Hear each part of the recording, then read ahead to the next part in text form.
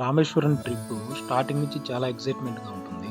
ఈ కనిపించేదే Pamban bridge Rameswaram starting point అదేను. ఇదే రామేశ్వరం టెంపులు.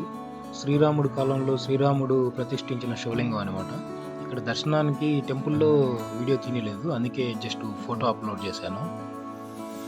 రామేశ్వరం నుంచి ధనుష్కోటికి స్టార్ట్ అయ్యాము.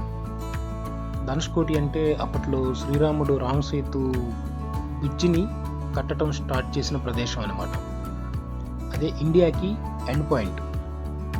వెళ్ళినంత దూరం చుట్టూ సముద్రం, రైట్ సైడు లెఫ్ట్ సైడు. ఈ రాళ్ళతోనే అప్పట్లో రాముడు రామసేతు నిర్మించాడు. ఇప్పుడు చూడండి ఈ రాయి ఎంత మనం వాటర్లోకి ఎంత నెట్టుతున్నా సరే ఇది పైకి లేసి పైన తేలుతూ ఉంది. ఇదే Dhanushkodi end point. Drone view చూడండి.